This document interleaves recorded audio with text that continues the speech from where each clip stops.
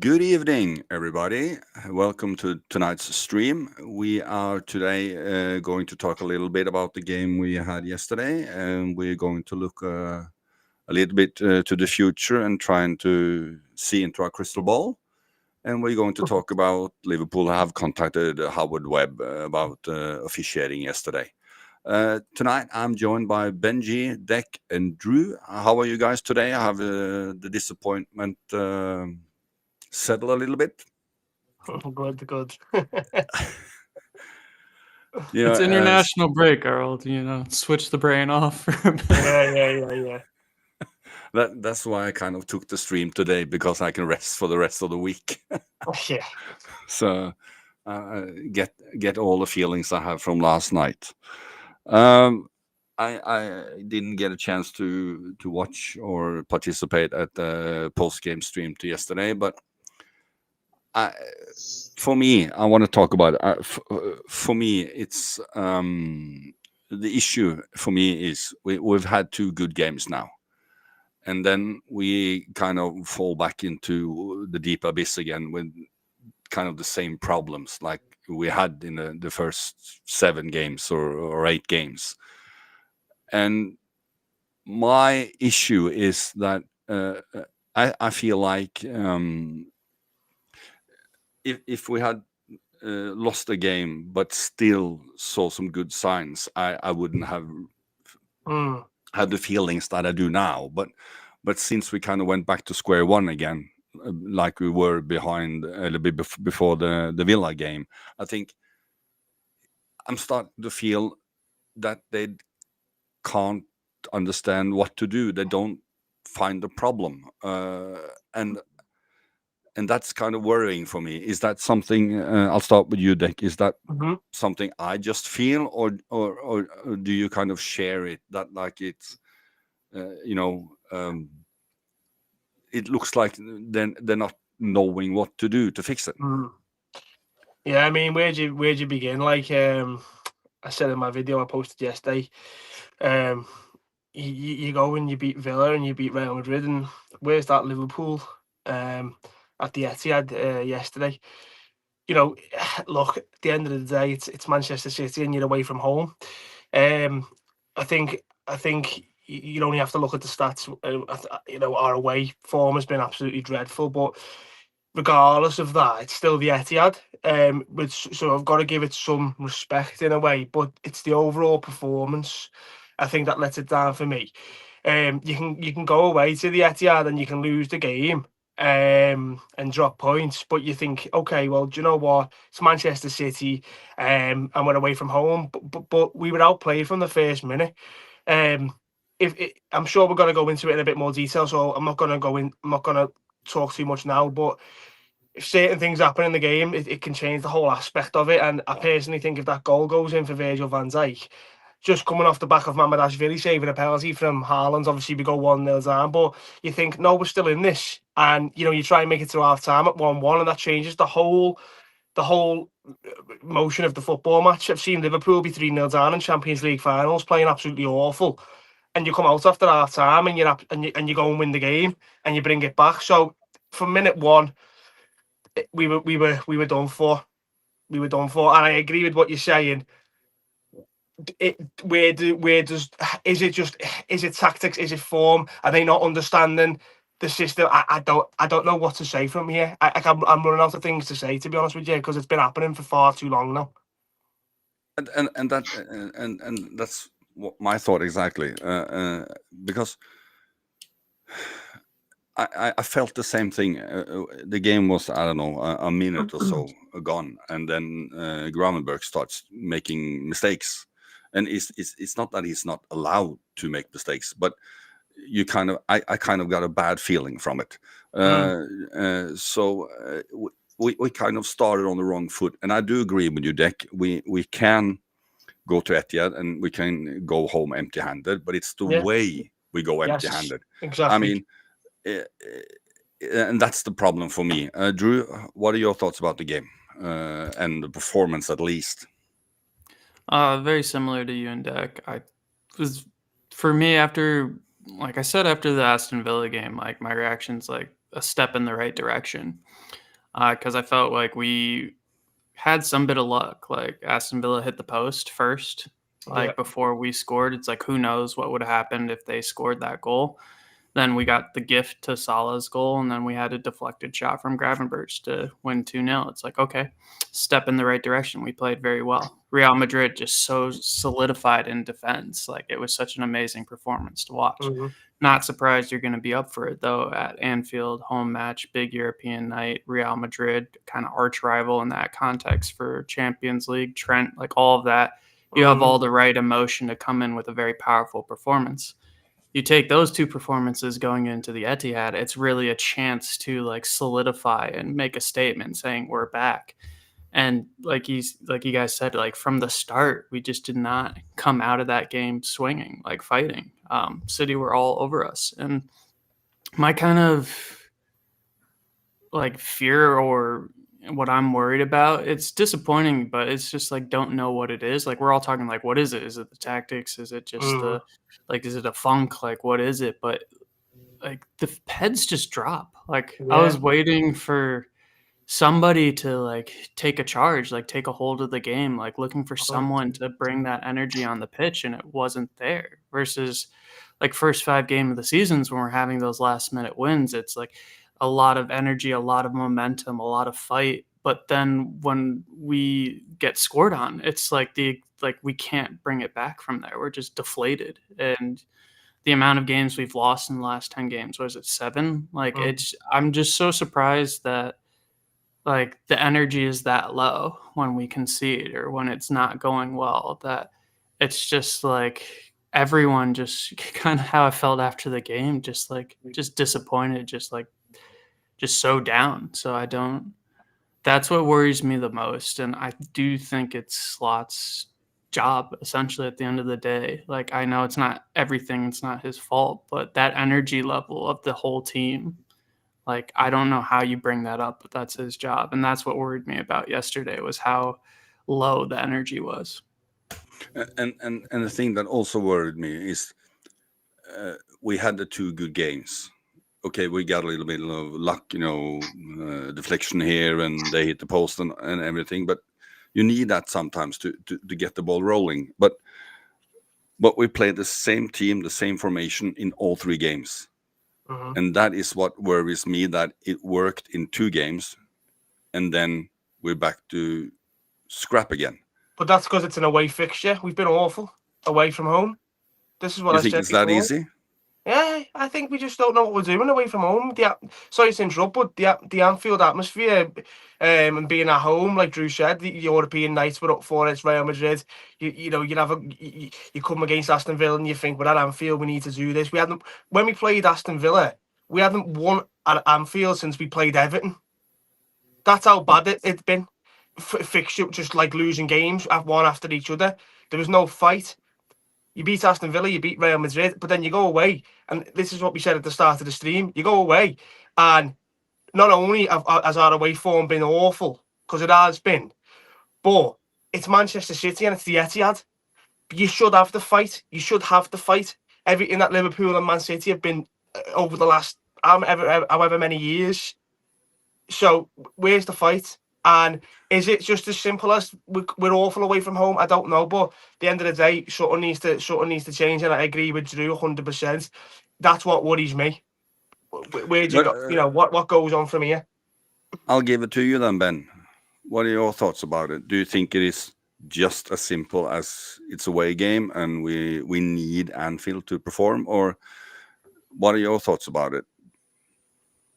I think the main problem is tactics. I mean, every time we get pressed or we get attacked, we look vulnerable. It only takes 2, maybe 1 good pass at the most to cut through us. That's a problem. That's a tactical problem. Okay. Away from home, at home, it's the same problems all the time. You can but it's the same tactic. It's the same tactic we used to beat the other 2 teams. Yeah, but in a way we got lucky because both of those teams played a style of football that suits us. We're high intensity. They played out from the back. We suited against that. City didn't really do that. Plus, Villa made mistakes. we didn't exactly beat Villa because we completely dominated them. They gifted us the first goal and we controlled it from there. Okay, but not to single out any player, but if you look at, I'll give the question first to you, Drew. If you look at Bradley, Conor Bradley, he owned last year. He owned Mbappe. This year he owned Vinicius. And when it comes to all the other games, he's nowhere near. Is that maybe a sign that European football suits our way of playing better? Is it that maybe Premier League has more intensity and speed that suddenly now is an issue for us? But I'm not saying it only him, but it looks like based on all the mistakes we made last night, it's kind of, it looks like we're not in the game. We haven't turned up. For me, it's like it's just seeming like a mentality thing. Like, you know, like the saying, like a cup team. Like Liverpool have always shown up in cups, like won like the most cups in England, kind of thing. Like, I think it's easier to get up for those cup matches, especially the big ones. But it's also like you should be able to get up for a big match, which was worrying against City.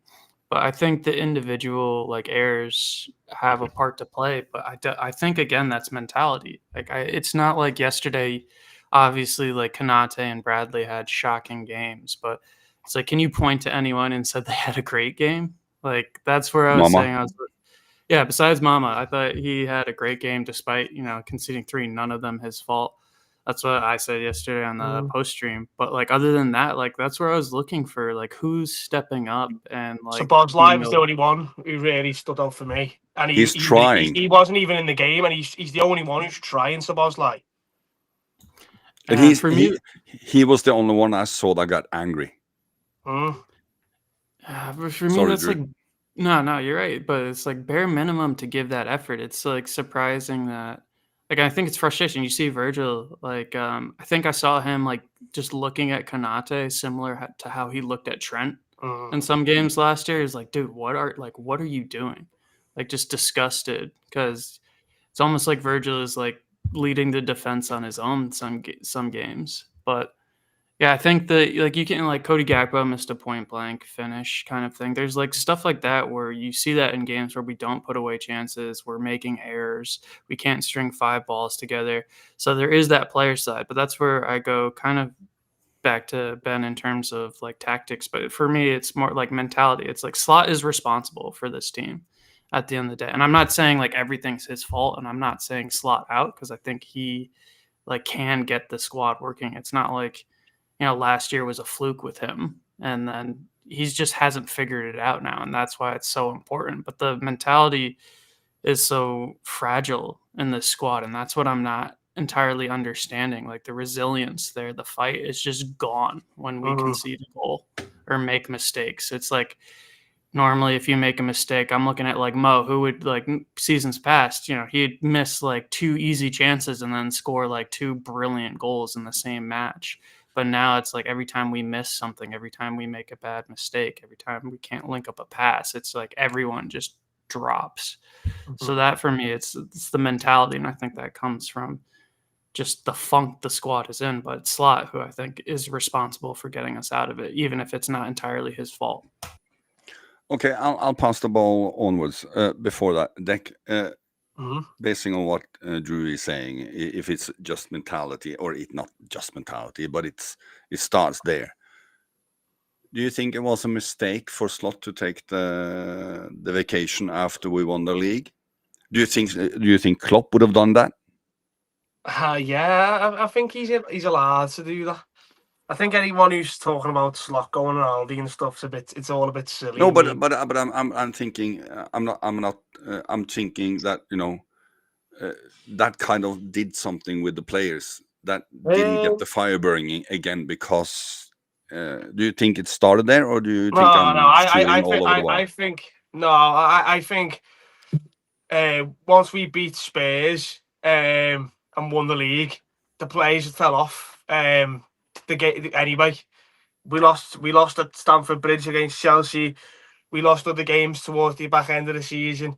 I don't think it was a case of, keeping the fire burning. I think once we won the league, everyone stepped off the gas, and we haven't been the same since the back end of last season.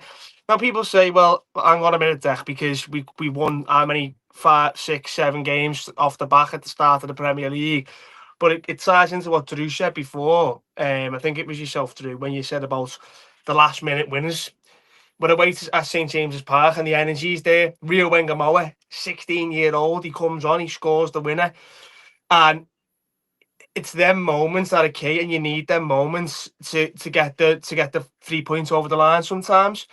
But I still think in what I'm saying it has some truth behind it, because since we beat Spurs, the pressure fell off, the lads fell off, the energy dropped off, and then everyone went on holiday. We had a big party, we won the league. We come back and we're looking a bit shaky. First game of the season, we conceded 2 to Bournemouth at Anfield. Okay, we win 4-2. But the last minute winners were there to get us through. And it's almost now that energy's drops off even further. We don't even have that in the tank. So go and get them 3 points to maybe say to everyone, well, hang on a minute, we're still winning games. Because that's not what's been happening. So for me, we haven't been the same since last season. Something needs to happen. I don't think we've been the same since PSG knocked us out of the Champions League. I think Arne Slot tried to go man for man with Luis Enrique, and he got absolutely embarrassed, and his heads fell off. I don't know where, and I'm not Slot out on none of this, but I could talk all day about it. You could go through each individual performance if you really wanted to, but at the end of the day, look, like I said, you can talk all day about it, but something needs to change. And I like I said before, I don't know whether it's tactics, like Ben said, because I truly believe Arne Slot's a good tactician. I don't know whether it's just the players haven't got the energy, like Drew said. Where'd you go from here? Where'd you go from here? And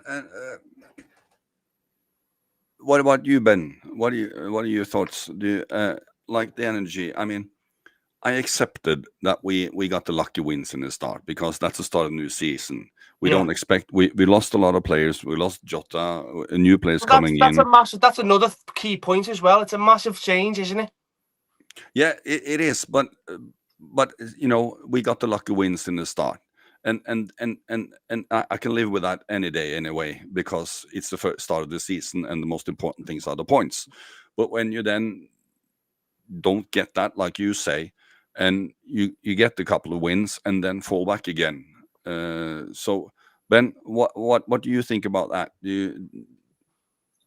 I always said that we couldn't rely on the winners every week. It was gonna it's gonna come back and get us, because it's unsustainable. We were completely losing controls of games, like 60 minutes, and then we were just sucker punching the opposition with the last minute goals and hoping Chiesa could pull something out the hat. That's not sustainable. And like Steven says, the extra Grim Reaper, he came to collect his dues, and he has done that with us, because look at our last 7 games, we just haven't found that energy. Even like yesterday, even Sobo looked like it, which says it all, because he always looks like he's got a full tank. Because I agree that the Jota change is a big problem, has been a big problem, but you can't perform like you did against Real Madrid and then fall back to this shit. That's the most concerning thing, isn't it? Yeah, because if you're missing Jota, you're missing him against Real Madrid as well. So for me, I'm starting to kind of think that it might be something that the older players, they're 1 year older. First of all, like I've said in the chat today earlier, is we just being able to defend the title in the Premier League is very hard. It's been done only by 5 teams or something, so that in itself ain't easy. And when you have a rebuild like we have now in the middle of that, I mean, if I'm not all that mistaken, none of the other teams have had a rebuild and defended the title. They've kind of had the build and then won a couple of titles with that team. We have now a rebuild, so we're starting on the back end anyway. And in my opinion, it is kind of time to maybe be realistic and kind of look like, well, maybe I have to adjust our views a little bit. And like I've said, and again, I might be shooting way off the bar here. If we had seen Everton or Wolves or Bournemouth or Sunderland perform like we have performed, except for 2 games, I think most of us guys here would have said, "Oh, they're going down," based on the performance, not the badge or the colors. I'm saying based on the performance, because and for me that is the performance is the worrying thing, not the results, because and I know we have seen Everton play shit games and we've said, oh, they're going down, and those performances are more like what we've kind of done in the last am I just crazy here, Ben, or do you see the point I'm trying to make? Yeah, I see the point, because I mean, we all look at Wolves now and we think, well, they're going down, aren't they? They're playing terribly. But have we played much better than them? And we have a significantly better squad. We have a better manager. Yeah. I don't think So we're going what? down, but because we have a don't better look at team and a better manager, but the performance is relegation squad kind of. So far, we've not played like a team that won the Premier League a couple of months ago. That's all. We're playing like a team that finished 10th. Yeah. I want to say here that Emmy says Virgil van Dijk was awful as well yesterday. Well, that's kind of stating the obvious, because when you, like Dick kind of says, you're kind of organizing the defense all alone. I mean, if all the other 10 players are playing shit, you play shit. So no one is I mean, no one is going to. It's a team sport. You can't do anything alone. So, but if we're going to sum up 3 things, start with you, Ben. 3 things. What do you think needs to change during the break? What is 3 things, key things that we need to get back on track? Well, we need to fix the press. Our press is an abomination. We can't press at all. And I don't think that's something we can just solve after the international break. We don't have the personnel. We don't have the frontline runners for something like that, like we used to under Klopp. And then the after possession, we need to stop being carved open by one good pass, because we're not gonna get away with it every game.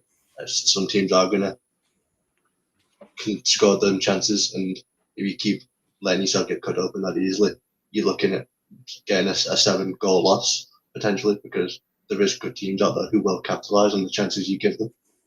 And then my final thing is the build-up. There's no patterns. There's no nothing. It's just get the ball to Salah or Ekitike and hope they can pull something out of the hat, completely ignoring the rest of the squad, like Sobo, Vert, and McAllister. It's strange, but I don't know how Slot plans to fix it. He needs to find a way to fix it, because otherwise it's going to be a long season where we go trophyless and don't win anything or get top 5. Yeah, I think you make good points there, Ben. How about you, Dick? Do you agree with that, or do you have any other insights? No, I completely agree with Ben. I don't think it's a case of we can just turn it around now in the international break, because we've said that the last 2 international breaks. I think in regards to how we can change it, I mean, probably just exactly like what Ben said. The press, we need to sort the press out. It's terrible. We don't have any. We can't string a pass together. we haven't got the energy to go on and score them last minute winners. We go 1-0 down, and you think, right, bring it back like we used to see in Liverpool doing. We can't do that. You go 2-0 down, the game's done. When Man City scored that second goal yesterday, the game was over. So the press needs to be sorted out.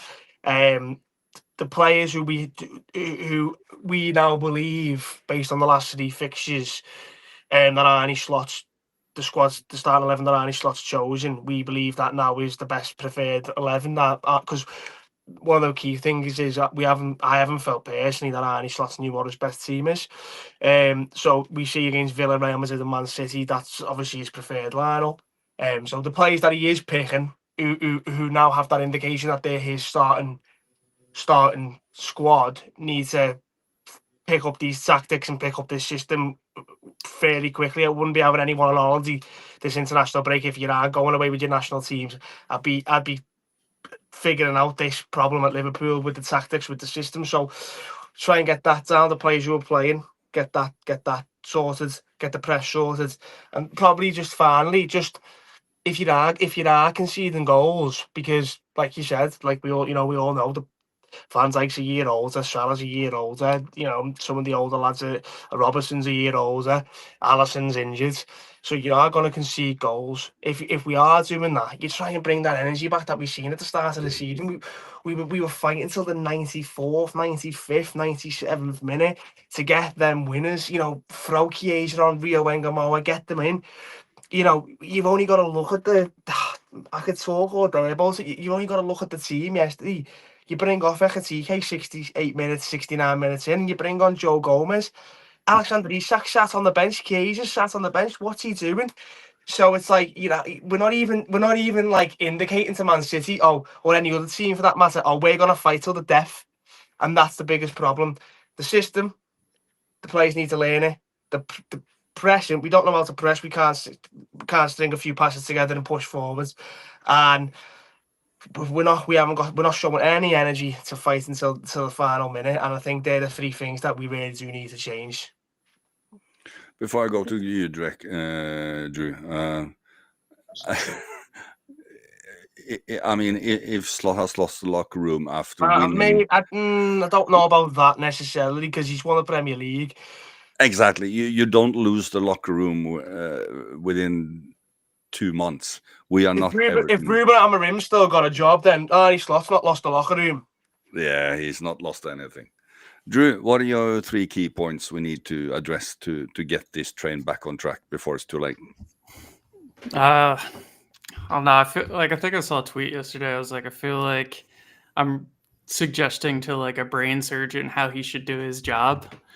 Well, I'm just watching. You do feel like that, don't you?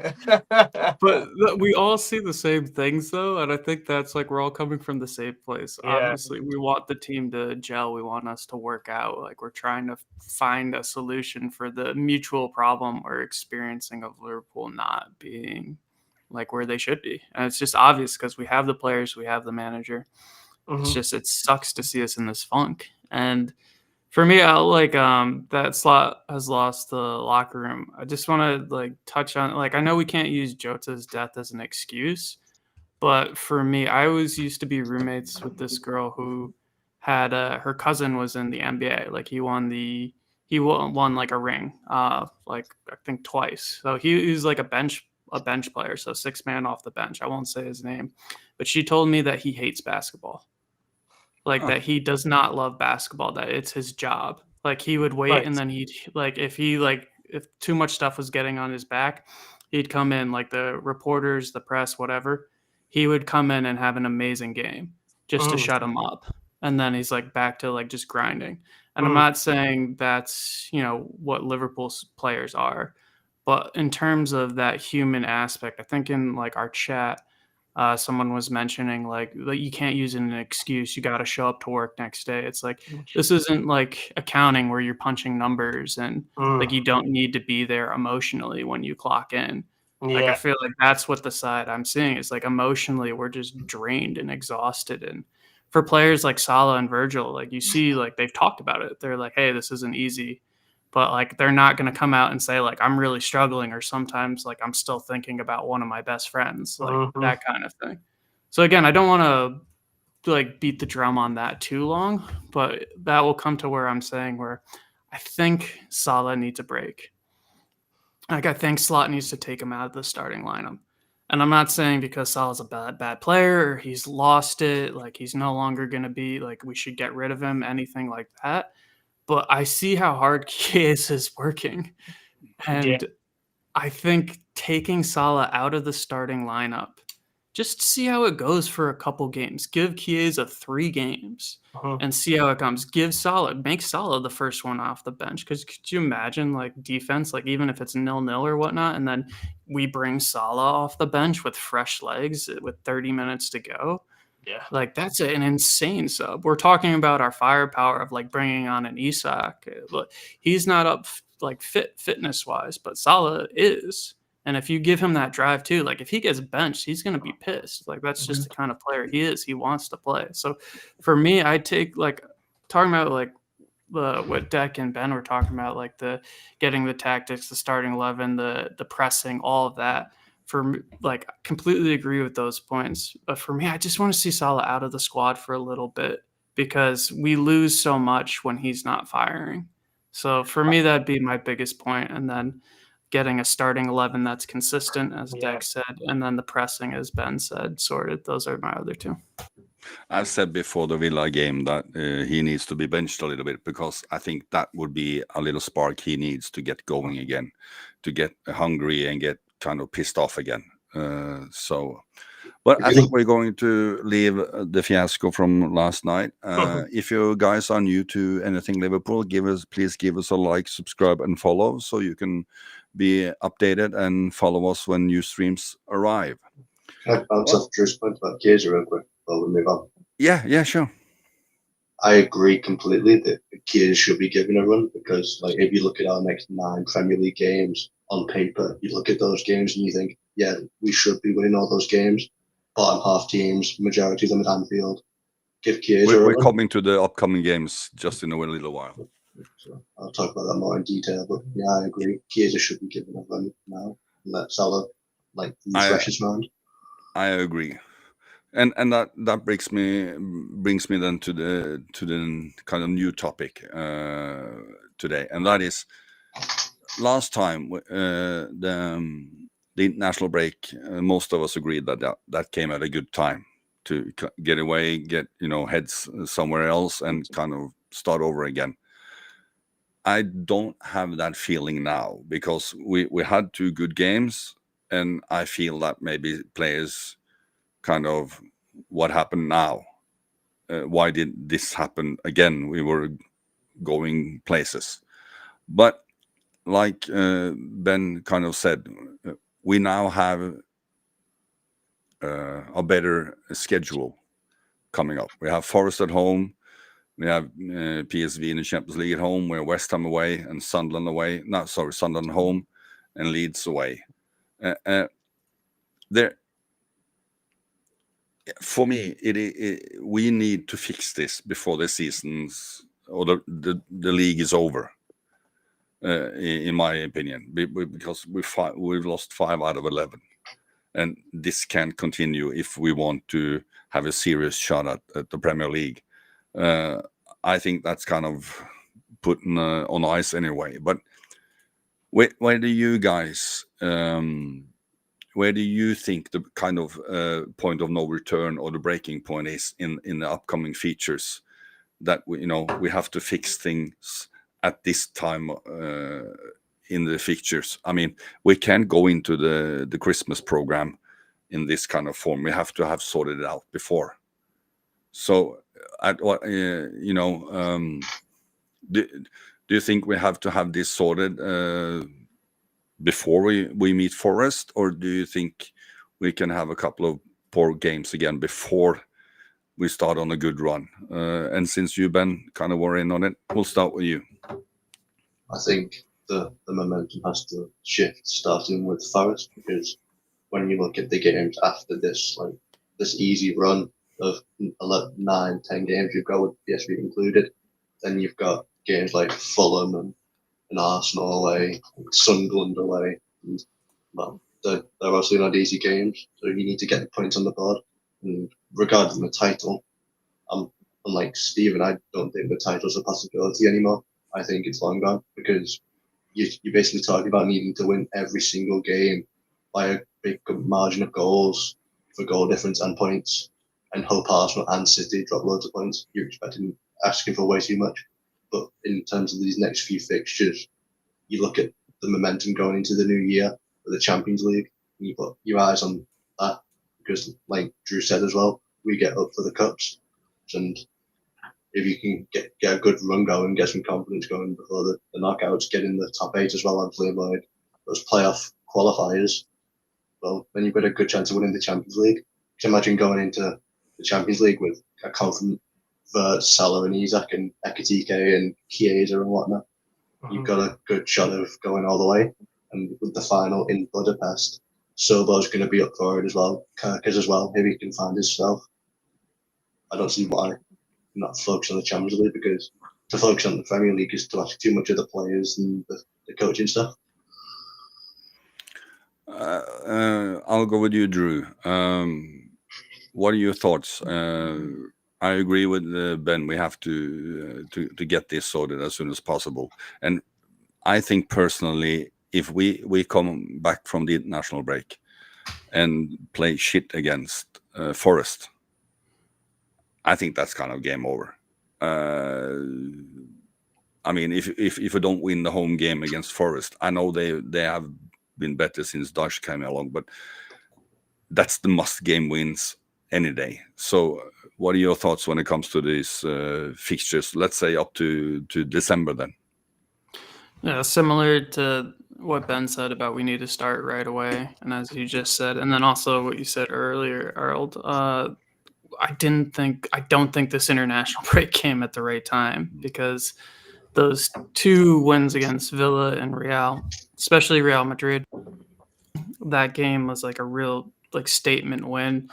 And then this was an absolute complete opposite direction, 2 steps back kind of performance against City. But I felt like the kind of roots were there from the previous games, where if you just had another game for a quick turnaround, like even like a Tuesday or Wednesday game, like you could just put that right back on track right away. Now we have 2 weeks away. So it does really come back to the Nottingham Forest game. And I don't think we should even be discussing the Premier League title. Like, we can't, like, I don't, like, I'm not saying like, oh, it's gone, but like, I don't even think you need to think about it. It's like we've lost 7 out of the last 10 games, like that, like that's not 5 games like, in the week.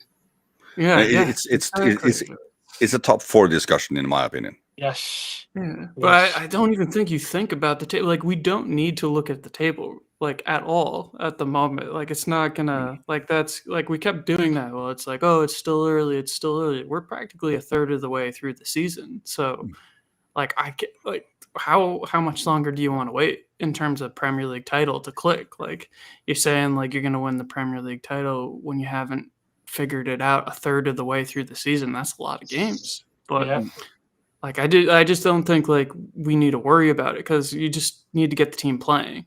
So like, as Ben's saying, using the Champions League, if you make that like that's what we're going for this season, and we're going to use the league to figure out how we can get our best 11, get everyone playing to form. Like, dude, let's not worry about the title. Like, top 4 is the bare minimum. But like, let's make like last year, it seemed very much like getting number 20 was like the goal. It's like, let's get this make number 7, like Champions League, make that that's what we're going for this season, and just keep using the league as a way to get everything working, get everyone back on track, but get that pressure of we need to win the title out of here. Yeah.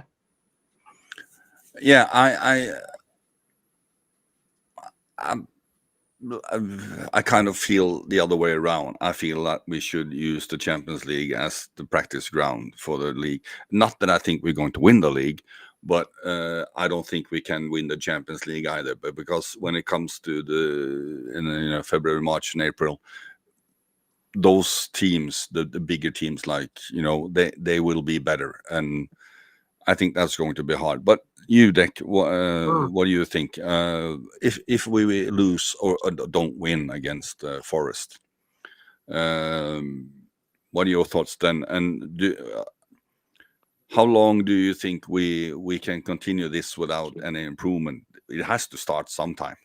Yeah, I agree. I agree with Drew 100%. Look, as Liverpool fans, you know, you want to win the league because that's what we want to do, because we've done it before and we've just won it last season, a few months ago even. But I just think that it's not an argument of it's the league titles gone or it's too early to decide. You know, look where we are in the table and stuff. I think it's we have to strip it back to fundamentals at some point, like you said, and we have to start winning football matches. It's that should be everyone's number one concern. Talks of a league title shouldn't even come into your mind, regardless whether it's a week out at the end of the season or a week into a new season. If you're playing like the way we have been, I said in my video yesterday that I posted over on my socials, Manchester City made us look like a very, very poor bottom league, bottom table championship ship team. That should be the priority. One of the lads made a good point before about how we use the league as maybe a as you know, somewhere that we pick up a bit of form. We figured out our best 11. Obviously that's Arnie Slot's job, but the lads start to click a little bit better. We figure out the system a bit more, and we go all in for the Champions League. For me, I think I said at the start of the season anyway, I'd like to see us do well in the Champions League this year because of how well we did last season, and then unfortunately we come up against Paris Saint-Germain, and I was actually glad that they went on to win the Champions League because we went out to the team that were the best team in the competition. So, like Drew said, you get number 7 in. I seen in our chat earlier on, so, the lads talking about the league titles over this and that, and like I said just then, it shouldn't even come into conversation. It's a case of how about we start talking how can Liverpool play better, and like you said, it's got to start somewhere. I'm not sitting here saying if we lose to Forest at Anfield, the league's gone. But if we lose to Forest at Anfield, there's big questions that need to be asked. There really is. But a quick question. I'll start with you, Drew. What do you think is the system or the tactics or the setup that Slot is trying to implement with all his new signing? Let's say everybody's happy and well and not injured. What do you think is his kind of style of play that he's trying to implement that's changed from last year? Is it a 4-4-2? Is it a 4-2-1-3-1 hip hop or whatever? What do you think? What do you think? Nobody knows. Nobody knows. Yeah, I feel like that's the perfect example of the telling the brain surgeon what to do. I'm like, I don't know what he's doing. Like, nobody knows, man. What are we doing? What are we doing? It's like he's doing too. But if you look at the players he's bought, it that's looks like concerning. That's concerning.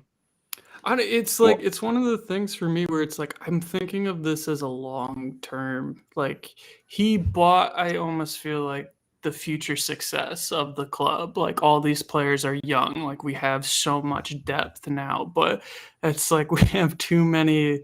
Like it almost feels like a FIFA squad back in the day where you're like, I'm gonna buy him, I'm gonna buy him, I'm gonna buy him, and it's like, now how do I play them all together? And then combine that with like, oh, you only have this much time to get them to know each other. So now Virgil's like looking around, he's like, who the F are all these guys? Like, I'm getting off. Versus like I feel like that's what helped Klopp a lot, like cement players. And it was always he took forever. Like I think there's like maybe 1 or 2 signings like Salah and Diaz who came right into the side that I remember. But you think of the Fabinhos, the Robertsons, like etc., who like took a while to bed in. I think we started like the first games of the season with like, was it four different people in the squad? Like I'm trying to think, like, so that's where it's so tough because we're all talking this whole stream. It's like, I don't know. And there's so many things contributing to this. So yeah, I don't know. Like, I don't know what he's trying to do right now. That's a problem, but I think it's not like a surprising problem. with No, given but where we are with the new players.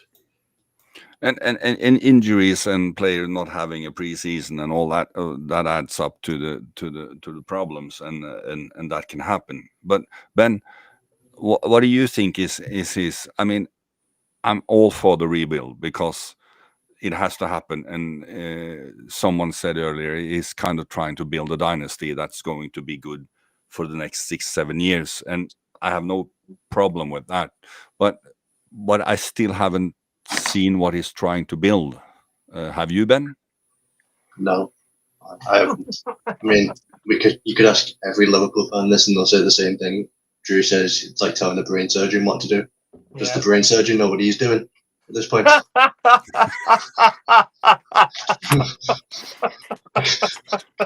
Well, that's well, we have to hope he does. Doesn't feel like it. No, it doesn't feel like it. But if you look at the players, I mean, it kind of looks like he could or would play with two guys up front because he bought two strikers.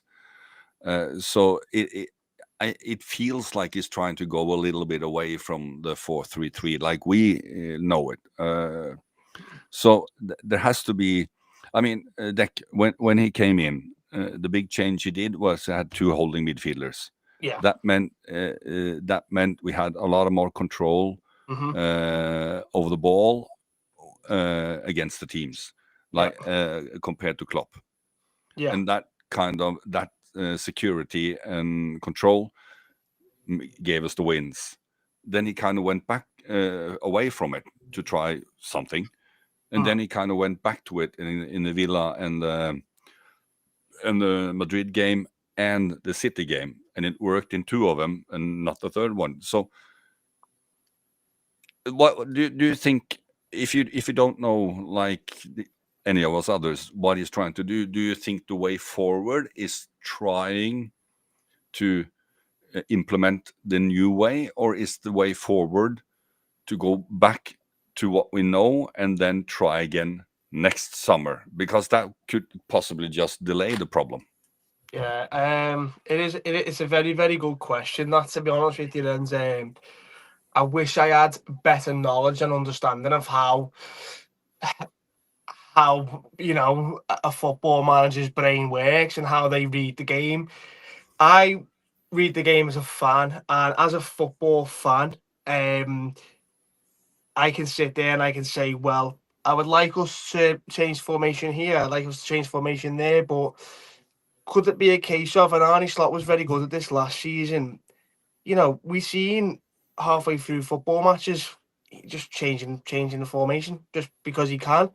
And this is why I don't think it's a case of he doesn't, he's not a good tactician or whatnot. I think it's just for whatever reason, something's not working. In regards to like moving away from the 4-4-3, the 4-3-3 as we know it, or however you want to look at it, a 4-2-3-1, a 4-4-2. On the pit in game, it can be very different to what it looks like on paper.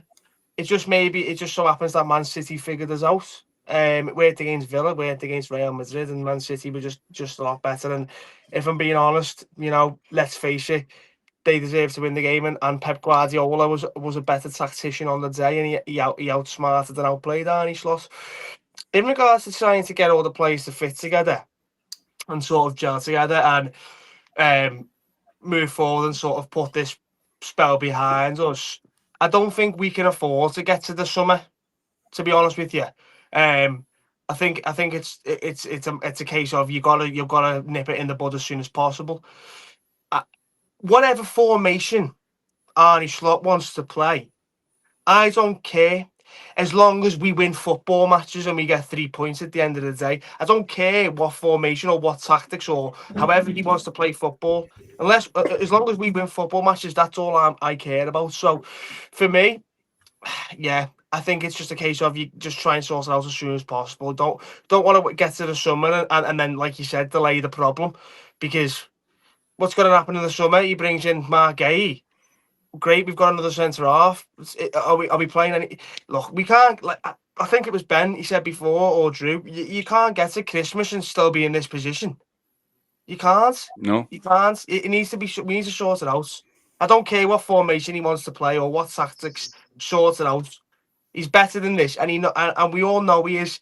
All the Arnie slot out nonsense and whatever else in the media and on social media, etc., is rubbish. We all know Arnie Slot he's a great manager. Liverpool, Michael Edwards, Richard Hughes, John Henry, the board, everyone else who runs the football club wouldn't have looked at Arnie Slot and brought him in if they thought he was shit. He's just won the league, so we have to just trust him and put a bit of faith in him, and we have to just, like you said before, these teams that go on and retain Premier League titles, they're not in the middle of a rebuild, and it is a rebuild at the end of the day. Look how many players have left the club. So yeah, and it's nice you bring it up because we have to remember winning in the first season after coming in from Klopp. He may have kind of done himself a disservice there because definitely everybody, especially the media and pundits and jerk-offs, get on the high horse and expect way too much.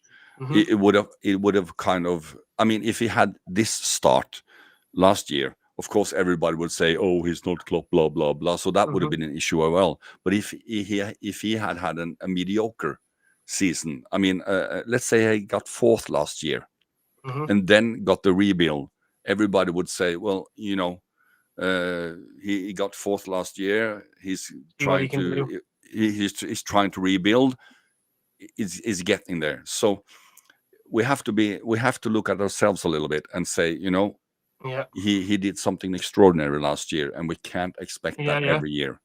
So yeah, you're damned if you do, you're damned if you don't, aren't you?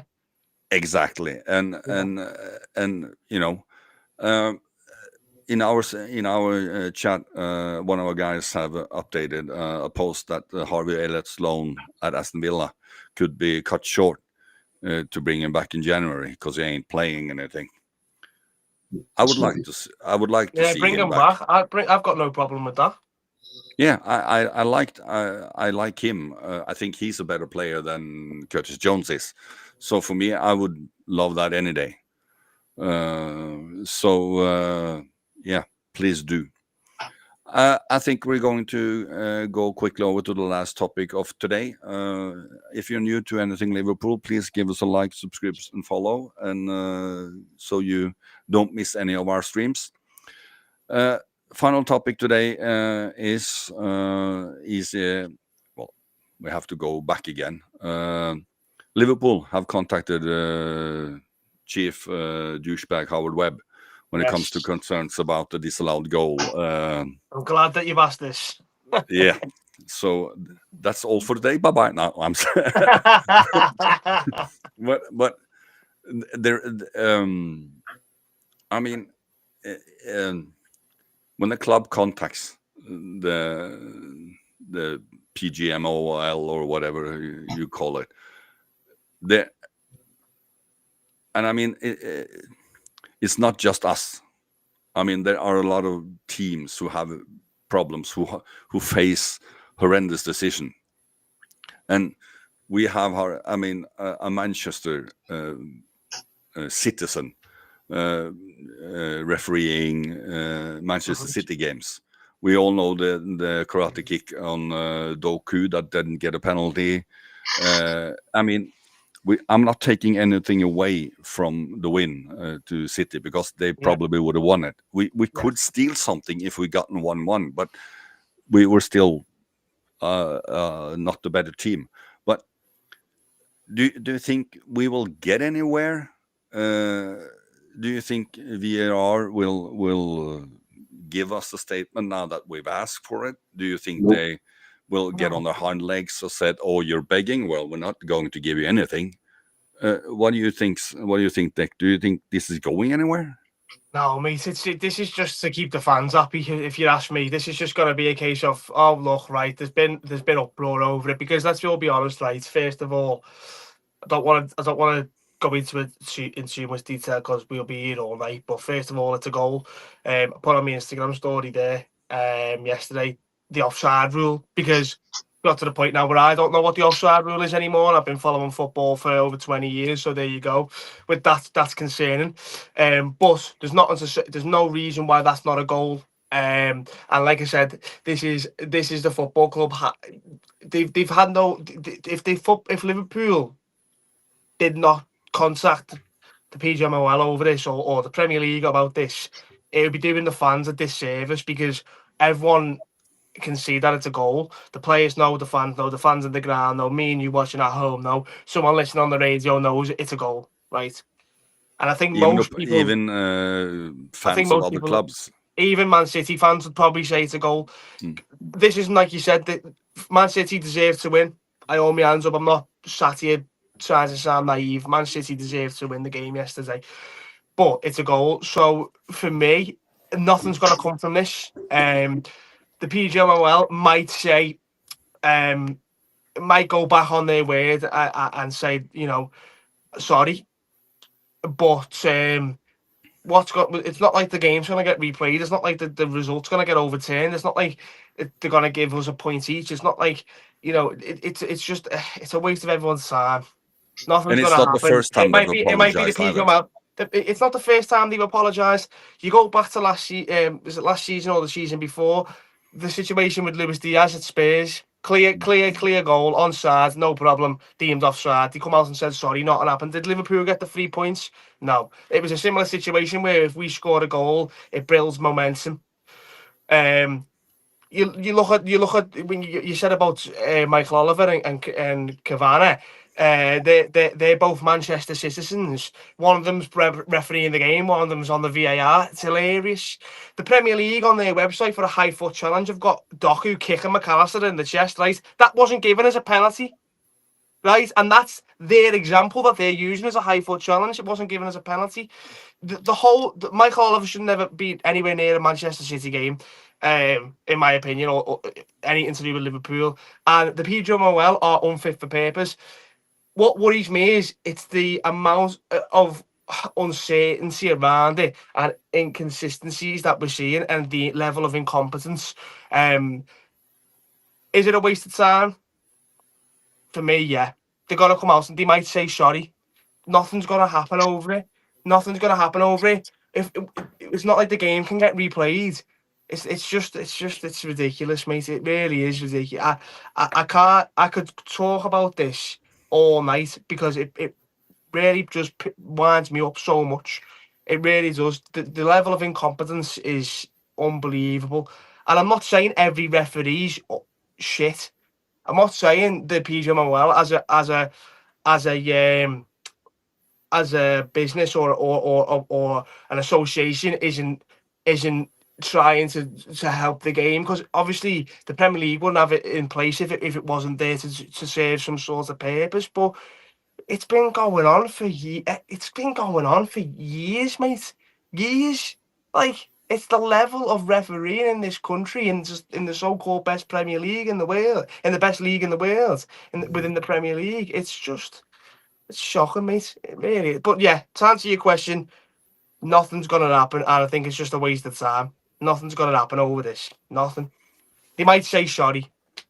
Yeah, Drew. Do you agree with what Dex says there? I mean, or would you? I kind of think it would have been better, kind of, if they said, "Well, there's no point because they're shit anyway." Kind of, Yeah, it would have been better if they would have just said that. It would have been. Yeah.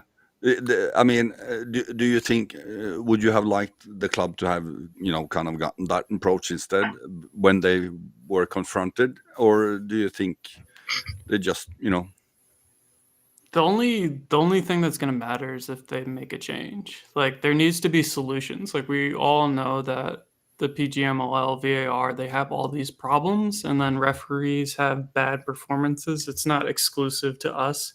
Like, we've all seen other teams, like, horrendous mistakes. So that's where, like, I see, like, Mark Goldberg's like, we need to unify as, like, Premier League supporters and, like, act for change. And then I think for that, it's like, we all know there's a problem.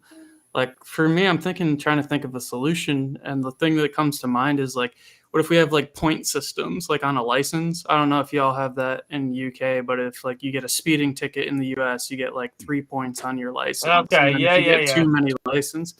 So I'm wondering if there can be a similar thing for referees, where if you make mistakes like this, where it's like egregious errors, not following the rules that you have in place, like that kind of stuff, you get points on your like no longer like referee big matches with these, or like if you get too many points in certain derbies or for clubs, like you can't referee. And then why not like a relegation system, like promotion between the referees? Like if a championship side ref is killing it all championship season, why doesn't he get promoted to the Premier League? If somebody's like absolutely failing in the Premier League, if they get 17 points on their license over a course of a season, like relegate them. Like you can like refresh it every year, but there has to be accountability and some kind of punishment for not doing your job, or not in any kind of like vicious, malicious way, but in an objective. Like, you did not read that offside rule correctly. Like everyone should be held accountable, and like an apology, it's like cool, like, but it's irrelevant. It's irrelevant, Drew. It's irrelevant. It's irrelevant. It's an acknowledgement that you made a mistake, which I do think there needs to be that. Like, that's the only thing where it's like you need to be okay with saying, like, I made a mistake, or like we messed up. We are going to try to put things in place so that doesn't happen moving forward. But that second part's the key, because we all know they do the first part when it suits them. Like they'll back up their buddies and create it, like try to like, it is reasonable. It's like you're not going to try to throw a buddy or a friend under the bus, but in this kind of thing, you need to have accountability, but there do sometimes, but then there needs to be a solution. So, and we haven't seen that solution in this entire time. So, and my big issue is that it's VAR was to help the referees see the things they don't see. Because the game is so much faster now than it was, with holding and tripping and all these things. It should make it easier. It should make it more obvious they don't know what the fuck they're doing. And that's what irritates me. Ben, what are your thoughts about it? Do you think Liverpool should have just shut them out, or kind of got a snarly remark instead, or do you think they're doing the right thing by contacting them and highlighting the issue that way? I mean, you talk about damned if you do, damned if you don't. If you don't call it out, then you kind of do, like Dak said, you're doing a disservice to the fans who saw what they saw, and we know that was a goal. Everyone knows that was a goal. But by contacting them, I mean, you're going down a void, because nothing's going to happen. We all know that. Yeah. Pgmol don't give accountability to their own. It's just it's like a base, and they've got a massive shield around it. And Howard Webb is that shield, and he guards all these referees, so nothing happens. I mean, and I think the problem, and that is the problem. What Drew said also, if we held them accountability, they will be more closed off. Thing is though, like we talk about accountability, David Coote, that absolute idiot of a referee, he only got held accountable because of things he did off the pitch. If those things didn't surface, he'd still be refereeing Premier League football matches, and he had a vendetta against Liverpool. If that wasn't taken to, he wouldn't have been called out if his problems didn't get brought to light. 100%, Ben. 100%. The only way to fix this is to get rid of that clown in charge, in my opinion, Howard Webb. All these problems surfaced when Howard Webb returned. I didn't see many problems before Howard Webb, and then he comes back, and all of a sudden Manchester clubs are the talk of the town, the favoured clubs. No one was favoured. Howard Webb comes back, Man City and Man United started getting loads of good decisions, and let's not get started on the UAE thing with Mike Oliver. And I was gonna say that. Oh, that is just another situation altogether, though. Yeah. But okay, then I'll ask a quick question here. Would it be better if we had not lawyers, but kind of people like Steven, who just looks at stats and figures and everything. I mean, if we didn't have referees, but we had people who were kind of blind to what's happening and just looking at the text in the paragraph in the rule and just interpret that one and doesn't look at the game, if you understand. You think that would help if we take non-football players out of it? Stevie Wonder could enforce the rules better than these people.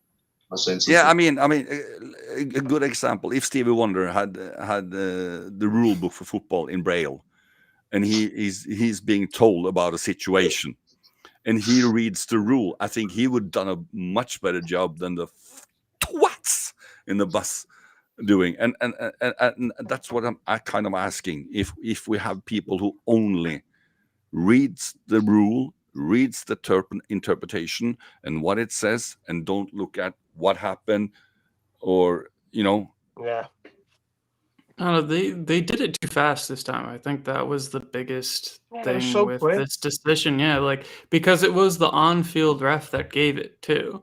It wasn't like it was an allowed goal and then VAR overturned it. I think that's why it didn't work so well, is like because the on-field sideline ref gave it, and then VAR saw the first angle of like from behind, like Van Dijk on. They're like, oh yeah, Robertson, like yeah, offsides. Like they just looked for the angle right away that confirmed the decision that their buddy already made, and that was the problem here. But that's where it's like, I think there needs to be a system in place that like punishes bad decisions, because otherwise, what like doesn't matter. And then like who can, like we can get robots in place, but I don't think AI is there yet, unfortunately. But we have the technology. Otherwise, we have eagle eye when it comes to goals. Yeah. So, and semi-automatic offsides. We're and, getting We're just describing what VAR is meant to be, though. We're saying if only there was something in place where we could look at the game and have a non-biased opinion, and read the rule book and declare whether something is a goal or whether it's offside or whether it's a yellow or red card or a penalty. We're just describing what VAR is supposed to be. It's madness. It's actually madness. Like that we're having this conversation in 2025. You've only got to look at the Bundesliga, how great that league is. The offside rule over in the Bundesliga, the automatic offsides. It's crazy. Like we have technology that we don't even use. It's madness. But that's kind of scary as well, because the offside rule hasn't changed. I mean, I don't understand what the offside rule is anymore. No, but the point is the rule hasn't changed. That's the thing. That's the worrying thing, isn't it? So the core fundamentals of what an offside is have always been the same since the beginning of football. Yeah. So it's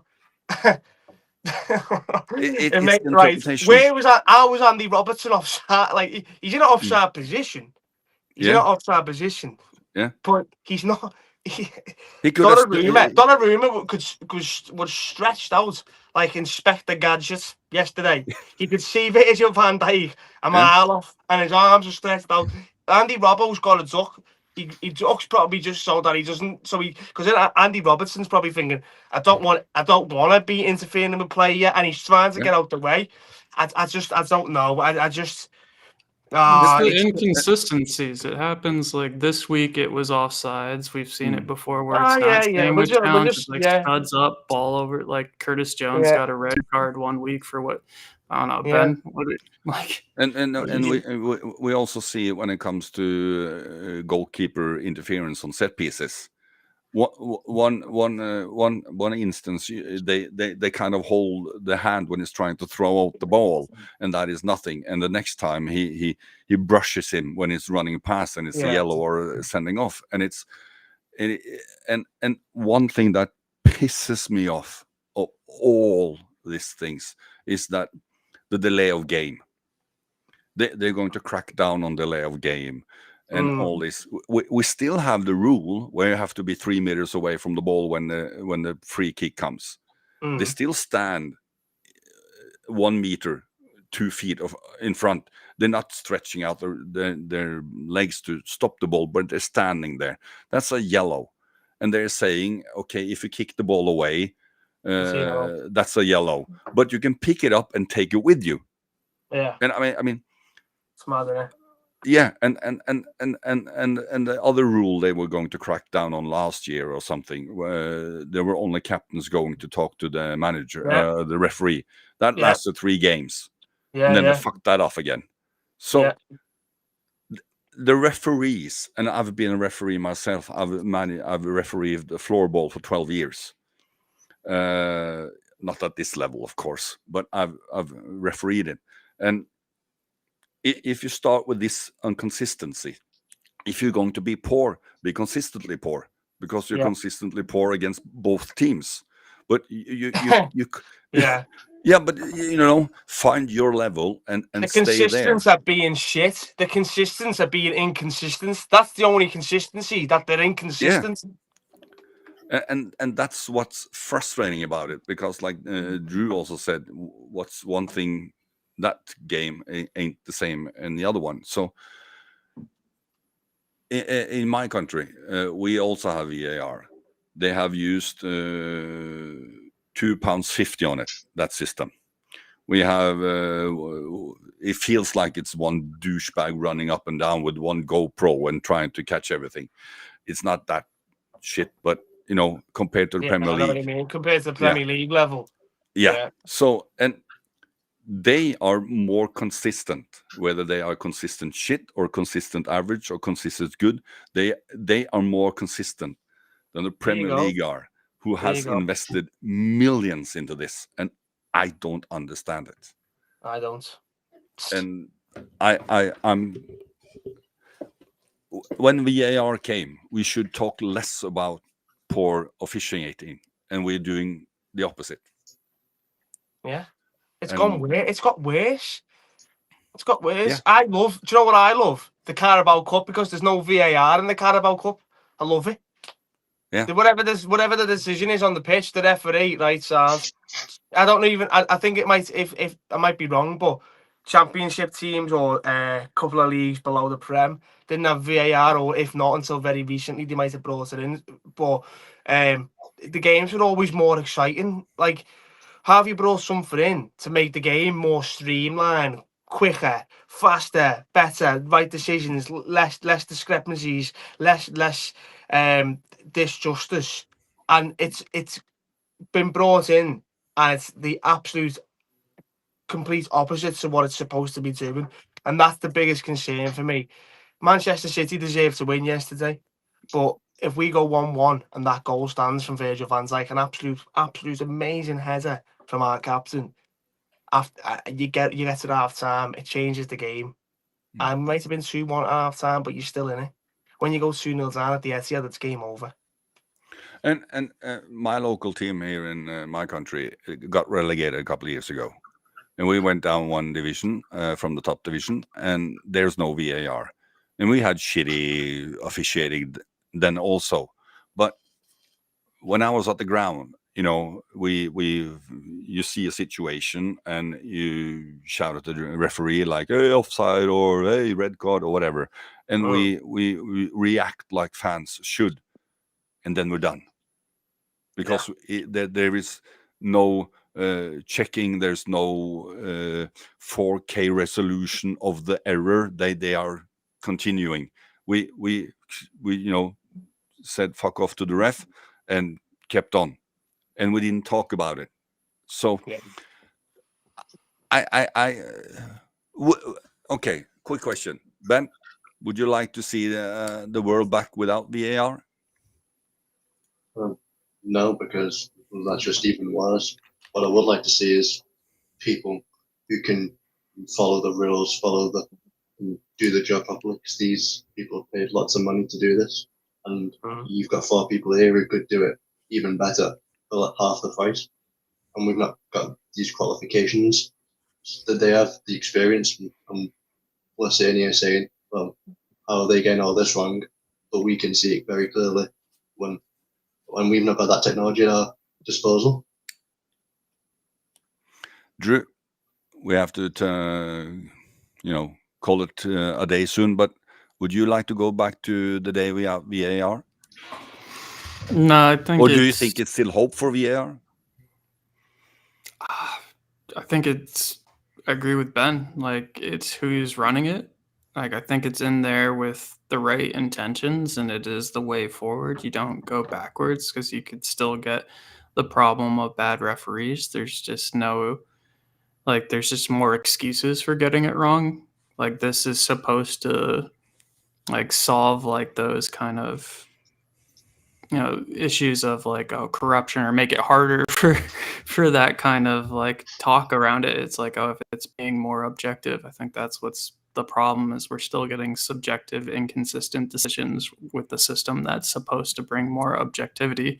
And that's not down to the system, that's down to the people who are running it. And like, I can imagine it feels like the most intense exam, like, with everybody watching you. Like, if you're in the VAR room and some big decision happens and you're like, oh my God, I have to figure it out. Like, is it A or is it B, within, as quickly as possible timed. And then the longer you start doubting yourself, etc. But that's what, as Ben said, these are professionals paid to do this. Like, this is their job, and they're just absolutely fumbling it. So for me, there has to just be accountability in place. You can't go backwards, because I don't think that fixes it. You have to make the system, or the people running the system, have accountability for bad decisions. You have to get better, and that's the biggest worry, is that it's not getting better.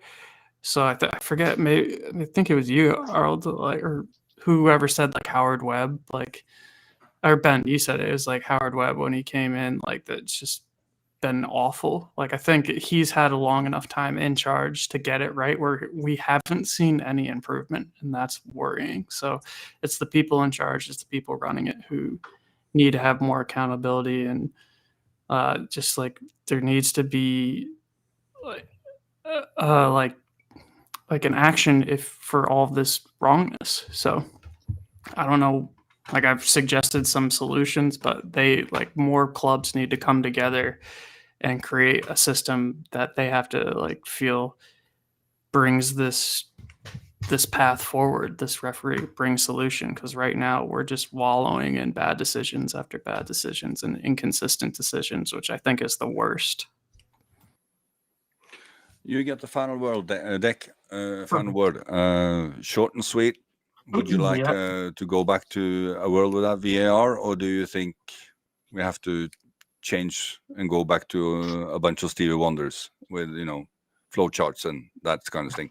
No. Look, millions of pounds have been invested into VAR. I think it's here to stay. It's not a case of saying VAR off. I don't think football will ever be the same again as it used to be 15, 20 years ago. I think VAR is a great asset to have for football. It's the people that are running it. It's the Pgmol, it's Howard Webb, it's the Michael Olivers, it's the Chris Cabanas, it's the referees and the officials who don't know what they're doing, and that's the worrying thing. They're paid to do it. The professionals, whether they're on the pitch or whether they're in the VAR room. I think the technology's there to get things right, and we've seen decisions that have took a minute and they've still been wrong. So, like we said earlier on, it was made, the decision for Van Dijk said to be ruled offside was made far too quickly. But it doesn't matter. It's the level of incompetence, and it's the people behind it, and it's the professionals that are employed to do it that need to be looked at. The technology's fine. The technology does its job, because you can see. You can figure things out. That's what it's there to do. It's the people that are running it. That will be the final word. Thank you, Ben, Deck, and Drew, for joining me today. It got a little bit longer than usual, but that's what happens. I think it was expected tonight. Yeah. It kind of went by itself today. Thank you, all the guys who's been watching today. And as I said, please give us a like, subscription, and a follow. I wish you all a good week, and join us at Anything Liverpool for a new stream on Wednesday, I think it is. And from the guys and me, goodbye.